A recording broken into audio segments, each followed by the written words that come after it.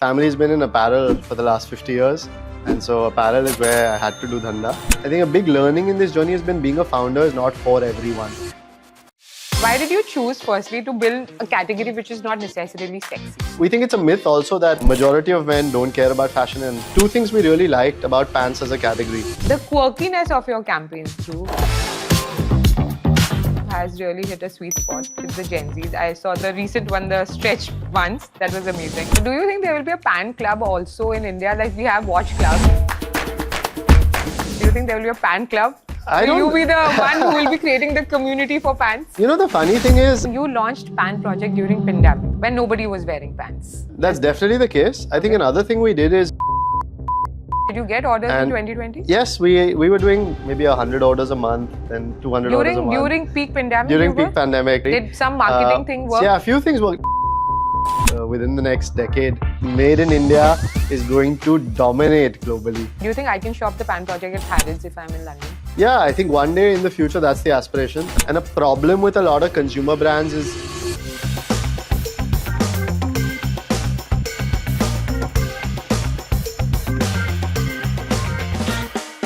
before we dive in, make sure you subscribe to the channel and tell me which guest or topic you want on next. And share this episode with someone who needs that nudge to start something of their own. Or honestly, someone whose pants just never fit correctly. We are talking to the man who decided that setting for an okay fit on your trousers is officially a thing of the past. He took a long family history in the garment business, injected it with some serious tech and e-commerce genius, and created the Pant Project. The brand making perfectly tailored pants accessible to everyone without the trip to the tailor. He's just not selling pants, he's selling confidence delivered straight to your door. So thank you so much, Dhruv, for being here on Find Out with Ragini. Typically, our audience consists of people who want to know more about the founder's journey. And today we have Dhruv from Pant Project. So why don't you quickly introduce yourself to our audience? Sure. I'm Dhruv. I'm the founder of the Pant Project. A Bombay boy, born and raised in Bombay. Spent 6 years in New York and Philadelphia for university. Spent a couple of years in Latin America working in finance. And came back to India again in 2017, 2018. Family's been in apparel for the last 50 years. And so apparel is where I had to do dhanda. So that's what we're doing now. It's been 5 years at the Pant Project. Started with my brother Udit. So been enjoying the journey. You are very humble, Dhruv, but you come from a very illustrious family, textile business for 45 years. So you do not have the struggles of what founders go through, the 0 to 1 journey, where they romanticize struggle.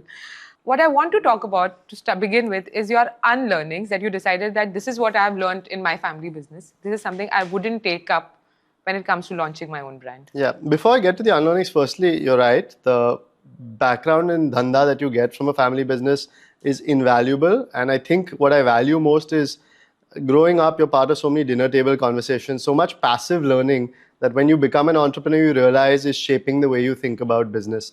And of course, that support, that knowledge has been an invaluable part of our journey.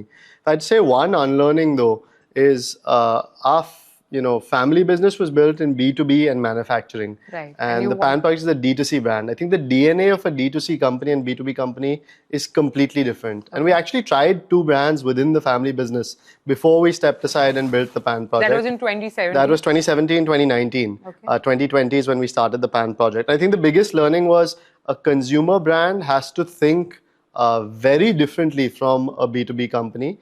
Our focus as a consumer brand has to be on serving each customer with a one-to-one interaction. And in B2B, it's often one-to-many, where you serve a brand and they serve, millions of customers.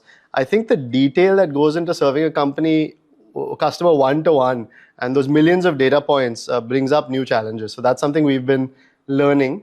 I would say, the biggest unlearning there is in a B2B company, you are often focused on longer development cycles and deeper customer relationships over 20, 30, 40, 50 years. In a consumer brand, a consumer's memory is very fleeting. And so you have to keep doing things to be very relevant in a consumer's mind. And the biggest challenge apparel brands face is they're here today and not here tomorrow. So something that keeps us up at night at the Pant Project is how do we continue to be the customers. in customer mind. So I actually had a very interesting, I saw a reel today morning which said the the products are becoming dumber, the consumers are becoming very smart. And is that something that you also believe in? But do you think that customer loyalty will go somewhere else if you do not have that one-to-one interaction with them? Yeah, I think firstly, the consumer is definitely more discerning. I would say 5 years ago also in India, a consumer would almost never read the label on a product. Right. Today, you do see consumers care about what cotton or what wool is used.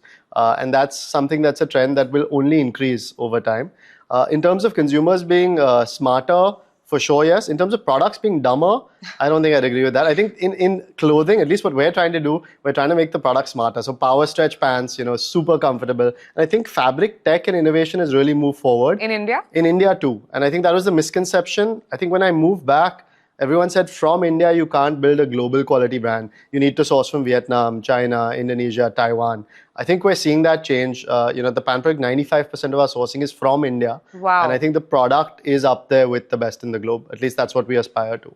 That's amazing. And we'll circle back to your best-selling products as well. But before that, I will go back to where you said you started building this with your brother Udit. So from sibling rivalry to siblings being founders, how does that pan out? What are the roles and responsibilities that you have and Udit have? What do you share? And how does it work actually? Yeah, we're very fortunate. We're like chalk and cheese apart. If anyone's met us, they'll tell like they're two completely different personalities. And I think that works in our favor. Udit's a creative. He went to art school. He's responsible for marketing, product development, branding, creating desire in the consumer's mind. So demand generation is typically what Udit looks at. I tend to look at more of the ops, finance, tech, back-end functions, which are demand fulfillment. I think splitting responsibilities obviously really helps ensure we can work together harmoniously. What happens when there are disagreements? Yeah, in terms of sibling rivalry, I think the beauty of it is we've grown up sharing a room from when we were 0 till when we went to college, right? And that means there's really high trust. And we each know what each other's trigger points are. I think when there's a disagreement, we try to make it about domain expertise. And so I leave the marketing or product decisions to him since he knows better. And he would try to leave the finance, tech, and ops ones to me. I also think we try to argue basis first principles. And so if there is a disagreement, always happy to get the team's view too and see what argument makes the most sense. And data. Yeah. Exactly. But that said, it's always, with a sibling, very, very interesting to see how dynamics outside of work and dynamics at work are distinct. Oh, wow, that's great. And you launched Pant Project during pandemic, when nobody was wearing pants, right? And you launched as a D2C brand. Why did you choose, firstly, to build a category which is not necessarily sexy? Yeah. What happened? You weren't finding your best fit of pants? Because usually a personal problem of a founder becomes a public mission. Yeah, that's definitely the case. I think another thing we did is we studied over the 50 years that our family's been in apparel, the brands we've served, what has made them die and what has made them stay forever. Okay. And two things we really liked about pants as a category. It's a super sticky, high repeat category. So while it's really difficult to convince a man to change his brand of pants, once you do it, he's loyal for 10 plus years. Levi's case in point, same jeans for 150 years. And I think the other thing is pant is where fit is really, really important. And I think brands really struggle in D2C with returns and exchanges. If you can crack fit first time right and minimize returns and exchanges, it's a category which can have a really long loyalty and LTV from a customer perspective. Tell us your pandemic journey. Like, when did you start in 2020? We obviously did not try to start pants into the pandemic. Funny enough, we had started working on the Pant Project a year before the pandemic. Okay. We'd actually signed a store in Kalagoda, which was to open in April, the year the pandemic hit in March. 2020. Yeah. Never ended up opening the store. That pushed us online.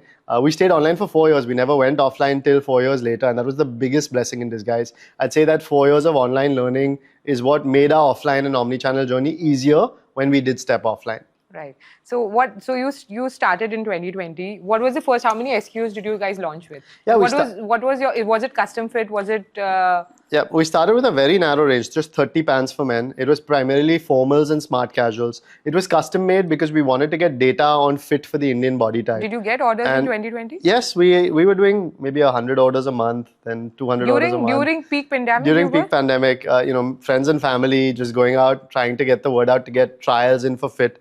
I think when we'd done about 1,000 orders in our first 3 months, and then we saw in Jan of 2021, customers from those 1,000 coming back and buying again within just 3-4 months of their first purchase. That's when we knew we were onto something from a product, So customer service, how did you brand manage experience. custom fit? We used to do it online in the pandemic. They we used to give you upload measurements? videos, teach people how to measure themselves. It was a very hacky way to go about doing it. And I think now, when we look back at that time, it's quite amazing that we were able to serve 3 lakh customers online with custom fit orders over that first 3 to 4 years in the journey.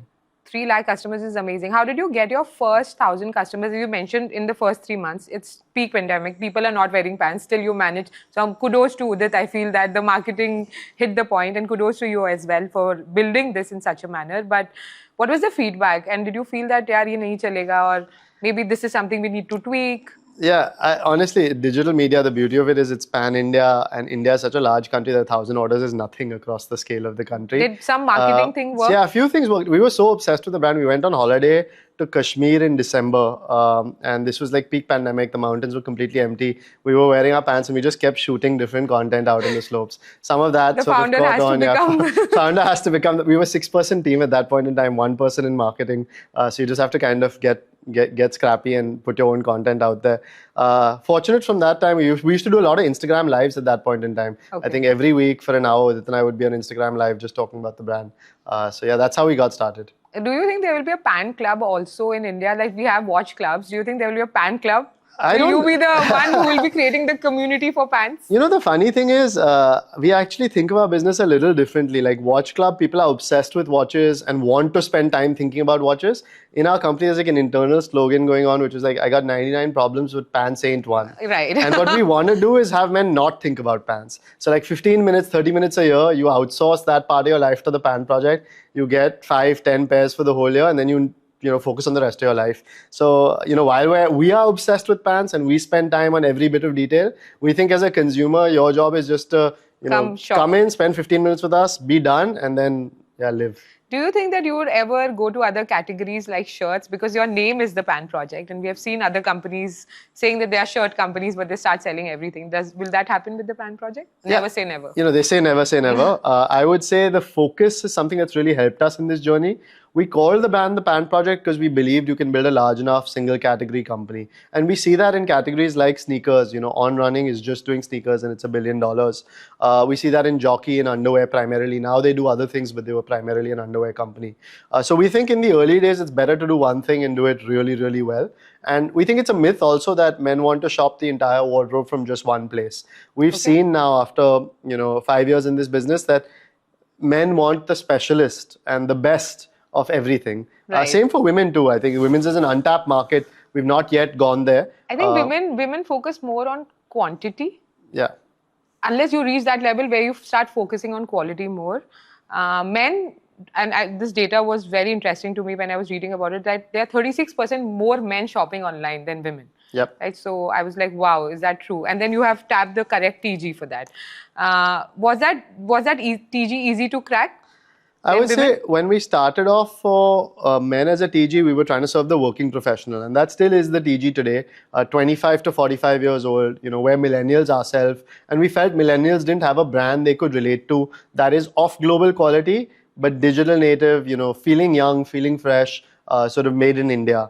And if we look at our target audience now expanding over time, obviously more and more Gen Z customers are coming into our brand. We've launched baggy jeans, we've launched denim cargos, we've launched some cool colored jeans, more casual products, sweatpants. That's bringing in the younger audience. This is ready to wear. Ready to wear. By 2030, I think 30% of India consumer will be Gen Z. It's an audience you can't ignore. And at the same time, it's really nice to see baby boomers, Gen X, all the elder customers also shopping the Pant Project. I think with being just single category, just pants, you want to capture across the age groups. So the older customers might be buying, more relaxed fit pants. They might be buying something like a formal pant or a pin tuck pant with pleats, higher waisted. Do women come along shopping with men? Yeah, interesting data point. What is the insight when it comes to men shopping at Pant Project? So 30% of our orders are placed by women for their husbands, sons, dads.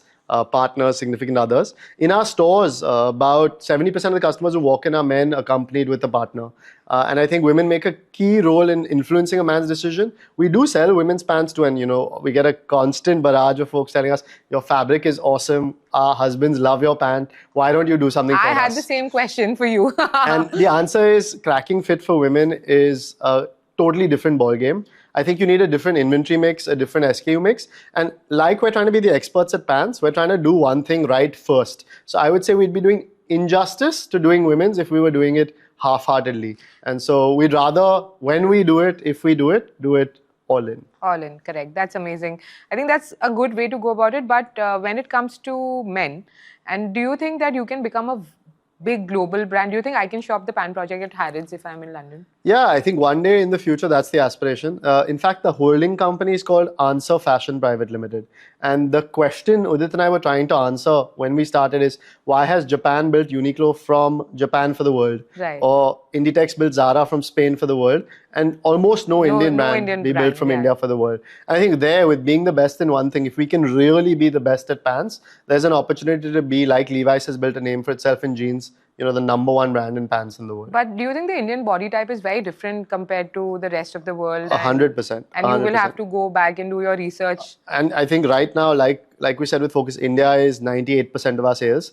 And India is such a large country, so diverse in itself, especially as we're expanding offline. We see the north, northeast, south, west of India behave like, different states, different countries in Europe. And your SKU mix is also very SKU different. mix, fit, length, shape, all changes within India itself. So I think one advantage we have over global brands is we are fit for the Indian body type. We obsess over, fit for the Indian body type. We do little things like, middle-aged Indian men typically will have a belly. I think I'm trending in that direction unless I can continue with the paddle and lifting. I think you're pretty fit. That's okay. But I think, the goal is to know the nuances of the Indian customer better than anyone. And make them feel sharp. And make them feel confident every day. I think comfort is what brings confidence. We talk about 3 Fs in our business: fit, fabric, and functionality. And those are what give comfort at the end of the day. And I think what a man wants is eventually to be wearing pants and not realize he's wearing anything on his bottoms. That's our goal. You live like it's second skin. Wow. And do you think that there is a profitability trap also here when it comes to getting a user to your platform versus LTV? Yeah, I think in the early days, especially for a D2C brand. Early days, that was a big challenge. We would end up spending almost the same amount on marketing as we would on product for the customer. What were the learnings there? Yeah, now the biggest learning has been, one, as the brand has gotten stronger, word of mouth has kicked in. And word of mouth is the most powerful marketing tool. Today, more than half our orders come from repeat customers. The second is, as the product catalog has expanded away from just formals and smart casuals to truly pants for all occasions. Now we have cargos and chinos and shorts and joggers and all sorts of bottom wear. That's increased LTV. On the CAC side, I think CAC at best can trend to 0, but LTV can trend to infinity. Correct. So the goal has always been to increase repeats, increase frequency of purchase, increase average order value. And that's where we spend our time obsessing. That's what creates customer love. So when you started this journey and when you went D2C and you said that let's go open our offline store, what were the data points that you looked at? This is where I'm going to start first. And of course, you can plug in Fynd also, that how we helped you go offline a little bit. Yeah, so, I think the offline journey happened in 2024 January. That's 4 years into the brand. We had data points at that time of serving over 5 lakh customers online. And so we dropped pin codes in high density areas where we had customer orders. Obviously, Mumbai, Bangalore were 2 of our largest cities online. First store? Mumbai, Bandra was our first store. Jayanagar, Bangalore was our second store. And now we have 14 operational stores across the country. Wow. 4 in Bangalore, 3 in Mumbai, and the rest across the country. Are you also, like, a lot of D2C brands are now rushing into opening stores? Yeah, I think that's the wrong way to go about retail. We've taken our time. We've done a store a month at best. And sometimes we take 3 to 6 month breaks in between opening stores. I think you need to get the unit economics right. We've experimented, as small as 300 square feet, as large as 1,300 square feet. Try to figure out the right store size. Try to figure out the right locations, right brand adjacencies, the right marketing playbook to activate an offline store, which is omnichannel, partly digital, partly offline.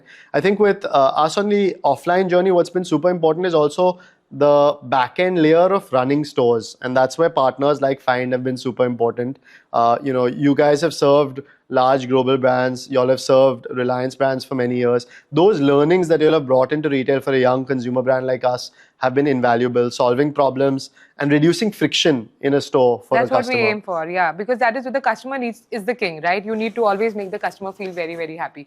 So the right kind of tech partners are very important, you And say. the ecosystem is evolving very positively here. I'd say consumer brand 2030, even from 2020 to now, logistics used to be such a pain in COVID. Right. Now you have fantastic logistic partners. The ecosystem is only getting faster in terms of delivery speed. 3PL warehousing exists. You have your one-click checkout solutions. You have a lot of back-end layers on data analytics for remarketing. Shopify also obviously does a fantastic job as a base infrastructure layer for e-com for anyone looking to start up at low cost. So I think consumer 2030 from both sides, the infrastructure from a ecosystem perspective as well as from a consumer demand perspective, is super exciting. Yeah. So 10 years ago, nobody used to think about tech that is going to build a brand, right? And I see that with so many companies right now also who are traditionally building, they know the word omnichannel, they know the buzzwords, but they don't actually implement it in their stores. What is your take on that? Yeah, with tech, I have a slightly contrarian view here. A lot of consumer brands try to become tech companies.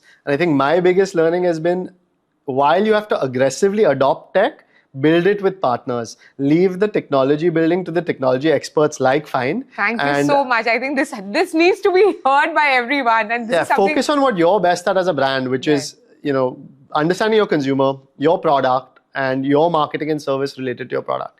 And yes, your data is your moat. You need to analyze that in every possible way. But in terms of building technology solutions, you can easily go down a rabbit hole of buy versus build and always say, oh, but I could build it for so much cheaper than buying or renting. And you realize that what you build will take so much longer, and you're short-circuiting so much time by just going to an expert and letting them guide you. You built a great team doing that, Dhruv. I need to tell you this. My team at Fynd constantly tells me that please go and give the Pant Project team an award, because we love working with them. We see how obsessed they are with the customers. We see how they embrace technology, and that's, I think, kudos to you, Dhruv, and Udit, of course, for building this great Thank you. company. I think the secret to building the great team is I stay out of most of the decision making myself. If you've seen, you leave it to the team, you sort of build a roadmap. And I think the important thing is to also know your blind spots, right? Neither Udit nor I are techies. Right. We're product people who are learning marketing. And I think what you have to do there is just bring in the experts. And we've been fortunate to have people, fortunately in tech, Ayaz, who's been with us, has been with us since the origin of the brand. Wow. And we're fortunate to have people like that. And Sharath, who's our VP of Retail, has come in from Lenskart. He was running 330 stores for them, managing about 500 crores in revenue. He's got that operating experience at scale. So I think having such people on board is and you critical. trust them, right? And you trust them. And you sort of, I wouldn't say you trust them blindly, you trust them with data as the validation point. But you obviously give them that freedom to experiment and push the boundaries in the direction too. Amazing. So your product development and innovation at Pant Project is amazing. We have seen your water repellent pants. We have seen the stretch fabric. We have seen the memes around it also. So how do the Indian consumer, do you think they're liking this sort of new trends that are coming into the market, or they're still like cotton, linen, jeans is what I'm going to wear? The Indian consumer is definitely lapping it up. I think when we think of product development, we really look at a consumer problem statement solution. So the water repellent pants actually came out of the Mumbai monsoons. And you'd get out of the train or car or bus and just have a puddle and sort of be splashed into, ruins your day at work. So we said, what if we built pants that you can wear to the office that would just drip dry as you get there? And I think like that, we built these ink-lock black no-fade jeans. And last Black Friday, we sold a lot of black denim. And the biggest feedback we got from customers is, I want to wear this to a slightly more formal occasion, to the office or out for a wedding, friend's birthday, and they fade. I don't want black jeans that fade. So we worked for 2 years with our fabric technology. You have an in-house R&D team? In-house R&D, and we really unlocked the deepest, darkest black that doesn't fade for 30 washes. And I think when we think of product innovation, we'd rather spend years building the product that solves a use case for the consumer. Even our 6-pocket cargo pants, really deep pockets and simple problem statement, right? You're traveling at the airport, you want to stuff your phone, wallet, passport, keys, and you don't want it to fall out. So whenever we look at product development, it's around that lens. I think the uniqueness in India is it's extremely hot. all year round. Right. And so you need to build fabric that's breathable, that's moisture wicking, that's wrinkle resistant, easy to care for. I think the misconception is that cotton and linen is the only way to solve it. I'm not saying it's not a way to solve it, but there are man-made fibers or even biosynthetics like Sorona. Linen Sorona is something we're working on. It's a linen blend with stretch that comes from a plant-based source. And I think the key is there to cracking fabric, yarn, and finishing level innovation, which is a lot of work in the lab. You think a lot of people are copy-pasting what Pant Project is doing now? Yeah. Are you scared of I welcome the copycats. Really? I would say imitation is the greatest form of flattery. Flattery, correct. I would also say that the category is large enough that it can have many more players come in. And I'd say, you can copy the marketing, you can copy some elements of the service, but you can't really copy the product, and you can't copy the innovation, which is 2 steps ahead of the game. I think a copycat will always do what we did last season, this season. How long does it take for you to develop a product? We can do it as quickly as 3 months, but typically if it's a breakthrough product, it can take up to 2 years at a lab And you are level. the clinical trial of the product? Are you the one who's wearing this all the time? I only wear the Pant Project, but I think clinical trial gets at the very end of it. I think there's so much testing, more than 20 tests, seam slippage, pilling, different sort of tests that go into each fabric that we really test the shit out of our pants. We make sure it's best in global standard. Wow. And what are the key metrics that you see daily? That you come and you see that this is something that I'm going to see daily. The feedback, maybe for me, it's the numbers, the revenue that I made. What is that for you? You walk by our office anytime, you will see people scrolling Shopify and just looking at daily sales. Obviously, sales is very, very important. But what I look at most closely is repeat cohorts. And for me, the brand is built on M1, M2, M3 repeats. And the more customers you can get back coming back within the first 90 days of their first purchase, which is when brand relevance is really top of mind, the stronger trust you can build long term. We've seen something very interesting where if a customer shops with us 3 times or more, they're unlikely to leave our brand. Wow. Once we have them buy 3 times, there'll be customers for life. For life, hopefully. And so the goal is just to build enough awareness to get them to try the product. But there are, with a lot of frauds, and because you're also venturing now into marketplaces, if I'm not wrong, there'll be a lot of returns. And in marketplaces, typically we see 40% return for some of our brands. How have you ensured that doesn't happen with you? Custom fit, I assume that you do not take returns, but for your ready wear. Yeah, so in custom fit, we offer free alterations, and that solves for the returns exchange problem on bad fit if the first time isn't right. On ready to wear, which is now a larger part of our business than custom made, on marketplaces, we've been lucky to have less than half of industry average returns and exchanges. Really? And that's just a function of obsessing over fit for the Indian body type. I think, COD is something that is a necessary evil in India. It's what lets people trust you for the first purchase.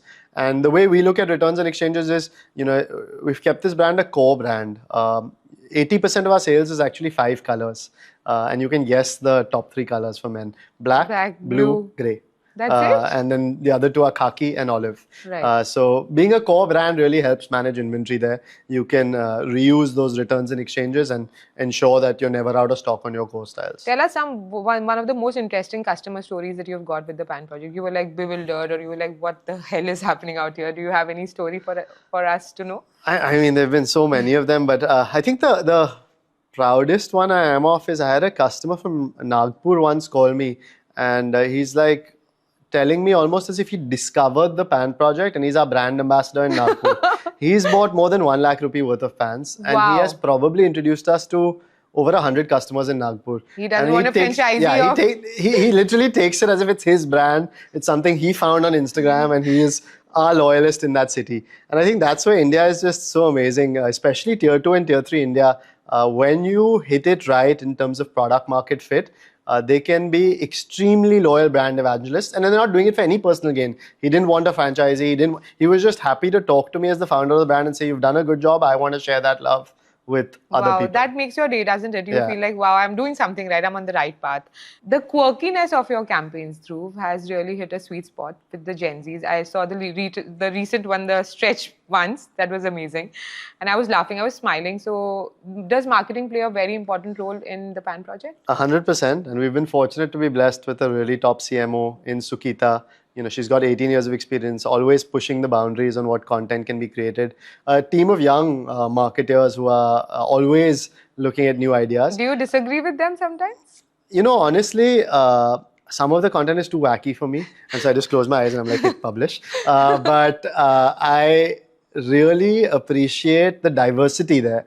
And the fact that they're always on the ground shooting and the team is in-house. I think a big mistake a lot of founders make is outsource marketing. Okay. Marketing is a core function of a consumer brand. An agency can help you with certain bits and parts of it. But if an agency is running your brand marketing, then the agency is the brand, not you. So you have to build that muscle in-house. We built it in-house from day one, and we have a large marketing team in-house. We write our own scripts, we edit our own content, we post-publish ourselves, we run our performance marketing in-house. In-house? Performance marketing is also we've in-house? had someone work with us for 5 years on that, and I think the learnings that compound over there are what drives success in the long term. And you have been building in public, Dhruv. We love your LinkedIn post. You have been you are showing everyone how to build a great company. Does it comes with its own brickbats? So with the LinkedIn, it's funny you say building in public. I actually write for myself, and I like to get up early and I like to write. So I write to clear my mind. And whatever I share on LinkedIn is just personal musings or like notes to self, like, remember, this is important. So I think But you are also helping a lot of if people. If it's useful to someone, that's a positive byproduct. But the goal is honestly clarity of thought. And that comes from fleshing out your thoughts in a structured manner on pen and paper. Wow. And a very interesting conversation I was having with our founder. And I asked him, would you choose profit or growth? And he parked his answer. I'll park his answer. What is your answer? Would you choose profit or growth? At this point in time, we're growing really fast, so I would choose profit. And I think the good bit about consumer brand in India in apparel is inherently the business is structured for profit. You can have a healthy gross margin. You can have marketing get more efficient as you scale, and overheads as a percentage of sales will drop. And I think if anyone's looking at the P&L of a consumer brand, these are the 3 line items to look at. GM percentage, marketing as a percentage of sales, which include new customer CAC and blended with repeat CAC. And I think overheads as a percentage of sales. Fortunately, all 3 are trending in the right direction for the Pant Project, which is what gives us peace of mind. I think the other interesting part is the offline playbook and the impact of having 14 stores on our brand. We've only started to see over the last year. Right. I think offline really builds trust, especially for a first-time customer. Because they can touch and feel a product and they can walk into your store and understand what And works even for them. in a city like Chandigarh or Kochi, where we have a store, we've seen online orders double as virtue of having an offline store. Because and there's that's just trust. because, they have a place they know they can go to if they have a problem. So offline, I would say, is a huge lever. And India is so big that you can open hundreds, if not thousands of stores. So that's the exciting part in this country. Do we see the Pant Project do IPO in the next 2 years? I don't think so in the next 2 years. I think it will be a miraculous fate if we can get to the scale for IPO. But hopefully within the next decade, Yes. we can get to some large... I try not to focus on outcome, try to focus on just the process of building. And I think what Udit and I are passionate about is doing this for the long run, serving customers for the long run. I think the motivation is, when I'm 80, old and haggard, I think the goal is to look back and look at my grandkids and say, hey, this is something that, based on the family legacy in apparel, we were able to build as a consumer brand. And hopefully it's still around in time. The company outlives. Company outlives you. Brands can live hundreds of years. And I think that's the goal. Wow, amazing. Great. I think I have one last question for you. But before that, we have a rapid fire round. We call it myth or fact round, Dhruv. And you are going to tell me it's myth or fact. Okay. Good clothes have to be expensive. Myth. Because? Value in India is essential to provide to your customer.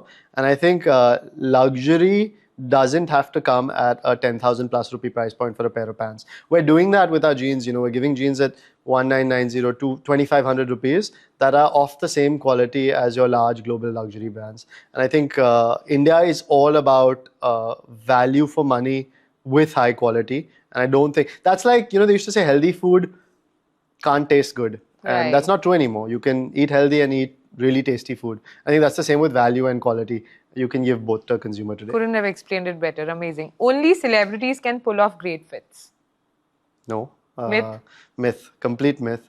Average looking guys can look great in sharply tailored pants. And you just need to find the right fit for your body type. Made in India can't compete globally. Complete myth. Made in India is going to dominate globally over the next decade or few decades. And I think Indian tailoring is so underrated. We always look at like Italian tailoring or Japanese fashion as like the core of what fashion should be. I think India has a really rich heritage in tailoring. The charkha was literally something that like, Made in India. yeah. Yes, So it was. I think we have a really rich heritage in it. We just need to discover it. Discover it, rediscover it, and put it out there for the world. So complete myth. Okay. Offline stores are dying. All myths. I would say one thing though. Traditional offline stores are dying. And that is true. Explain that. What does that mean? By that I mean, if your offline experience is disconnected from your online experience and you view a store purely as a commerce center where a customer is coming in, you're storing physical product and your goal is for them to buy product, that model is dead. What a store needs to be is an experience center. It needs to have technology integrated into it. You need one view of a customer, whether they bought with you online first or buying offline first. That transition from online to offline has to be seamless. And the biggest pet peeve I have as a consumer walks into a store and they bought with you 6 times online and you go, "Hi sir, what's your name? What would you like to buy? What's your mobile number? Where do you live?" I'm just like, you have to know me. I've bought with you for 3 years. Right. So that's something that in traditional offline tends to die. I also think the traditional offline model is very slow to evolve. And the digital companies have an edge where, D2C, you can change your product catalog, change your product overnight. And I think, offline 2.0 is going to be much faster to evolve. So I'd say part truth to traditional offline is dying. And I think Pant Project is going to be the beacon which is going to lead everyone in... Let's hope so. Online brands can't build loyalty. It's tough to build loyalty online. They can't do it is a myth, but is it easy to build online? The truth is no. As I said, offline is a large lever for loyalty. I think to crack loyalty, you have to have something that is significantly better than the alternatives out there in the market. And a problem with a lot of consumer brands is, you talked about copycats. They're trying to be Me Too brands, right, or Me 3 brands, or Me 4 brands in very crowded spaces. And I think where we try at the Pant Project to stand out is, we'd rather not do something than do it half-assedly. So it either has to be kick-ass or it's not going to be released. Okay. Men don't care about fashion. True. Complete fact. Majority of men don't care about fashion, and there is a set of men who do care about it. I would say I'm in that set of men who don't give a damn about what fashion. You just need a good pair of tailored pants. And I'd be happy to wear the same black pants with this black polo every single day. So I think the beauty of men not caring about fashion is it opens up a few opportunities as a consumer brand. Styling becomes super important, and the man trusts the brand to recommend to them what they should wear. We have so many men who come into our store saying, "I need to go to a friend's wedding. Tell me what I should wear." And that's where you can really engage. You guys are also the stylist. Exactly. You're the stylist. They trust you for that. And the other thing about them not caring is once they find something that works, they buy 5 of the same black pant or the same pant in 5 colors, and then they're done for the rest of the year. That sounds like my husband. Okay, what's one myth about fundraising for D2C that you'd like to debunk? Myth about fundraising. I don't know if it's a myth, but fundraising is definitely not easy. What I'd like to debunk, I don't know if it's a myth, honestly. I just say a few things I've learned about fundraising is more capital is not always better. And there is a huge virtue in staying bootstrapped. We were bootstrapped for 4 years. And even once you're venture funded, and we've been venture funded for the last 18 months, great partners at Sovereign Investments backing the brand. But I would say you have to keep that bootstrap DNA. It's very easy to start to spend money on places you don't really need to. And it's a creeping cost that after you look back, after you're like, wow, where did all that money go? And so staying bootstrapped in mindset, even when you're venture funded, is something that's super important. That's where a legacy family business does a fantastic job in, remembering traditional Marwadi Dhanda. Marwadi Dhando hai to sab theek hai. Great. Yeah, amazing. Okay. Last question before we wrap up, Dhruv. Okay. So there's a concept called BHAG, which is big, hairy, audacious goals. What is that one BHAG you have for Pant Project for the next 2 years, I would say? Yeah, for us, our first goal is to get 1 crore Indians to wear the Pant Project. And if we can get that to happen, I'll be really, really happy. What number are you on? I think we've only done maybe less than 10 lakh right now, right? And for me, the biggest thing that gives joy is, in a flight or at a train station, and Udit and I are always looking at how many people are wearing the Pant Project. Today, that's only maybe 2 or 3 people every time we travel. Can that be a certainty that when we walk into an airport, we know for a fact we're going to see multiple people on the flight wearing the Pant Project. That's when we know we'd have built a brand that has some relevance in the Indian consumer's mind. That's the sort of big, hairy, audacious goal. Thank you so much, Dhruv, for being here on Find Out with Ragini. I think a lot has been taken away from this podcast today, especially on how you build a sincere brand and stay true to your roots. Thank you. And do you have any last words for our audience? Anything? No, I mean, I just say, in the audience, there'll be folks who are looking to start up. If you're thinking about startup, take that leap, go ahead and run that journey. For the folks who aren't, I think a big learning in this journey has been being a founder is not for everyone. And we have a lot of team members who have told us they wanted to start up. And after coming to the Pant Project, they've realized, hey, they're actually happy being number twos or number threes, part of a large team with the resources to build. So I would just say there's nothing wrong with not being a founder. Founders often glorified. We're the glorified assistants to every single product and project that needs to be launched. And so enjoy being part of the startup ecosystem.